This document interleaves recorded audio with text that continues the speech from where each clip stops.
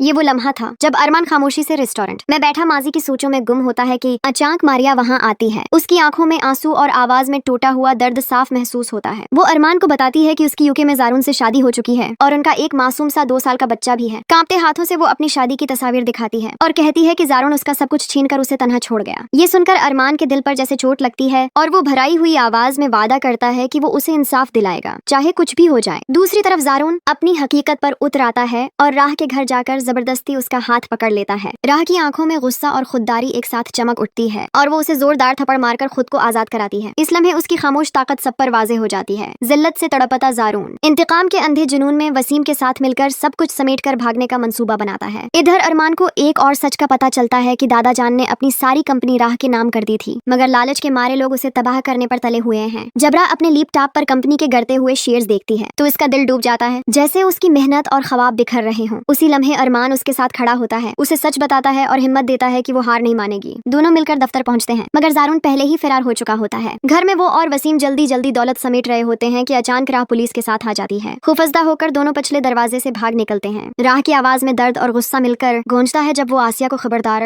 करती है कि अब सच से भागना मुमकिन नहीं। अरमान अपनी पूरी ताकत लगाकर जारून की लोकेशन ढूंढ लेता है और दोनों एयरपोर्ट की तरफ दौड़ते हैं। दिल की धड़कनें तेज, सांसें बेकाबू और आखिरकार वो लम्हा आ जाता है जब पुलिस जारून और वसीम को भागते हुए पकड़ लेती है। राह उनके सामने खड़ी होकर कहती है, अब खत्म हो गया तुम्हारा खेल। इसी वक्त मारिया भी आती है और उसकी आंखों में बरसों का दर्द साफ नजर आता है। सच सामने आते ही जारून झुक जाता है, मगर अब बहुत देर हो चुकी होती है। इंसाफ के बाद राह एक नया फैसला करती है। वो शाहजीन की पेशकश ठुकरा देती है और साफ कहती है कि वो सिर्फ अरमान से मोहब्बत करती है और अब अपने दादा का ख्वाब खुद पूरा करेगी। ये सुनकर अरमान के दिल में खुशी और मोहब्बत एक साथ जाग उठती है। वक्त गुजरता है, जख्म भरने लगते हैं और राह अपने हौसले से कारोबार को दोबारा खड़ा कर देती है। आखिरकार अरमान मुस्कुराते हुए उससे शादी की बात करता है और राह की खामोश खुशी उसके जवाब में हाँ बन जाती है। घर वालों की दुआओं के साथ दोनों का निकाह हो जाता है, जहाँ आसिया भी बदलते दिल के साथ राह को दुल्हन बनाकर लाती है। यूं दर्द, धोखे और आजमाइशों से गुजरती ये कहानी मोहब्बत, माफी और नई शुरुआत के हुसीन अंजाम तक पहुंच जाती है।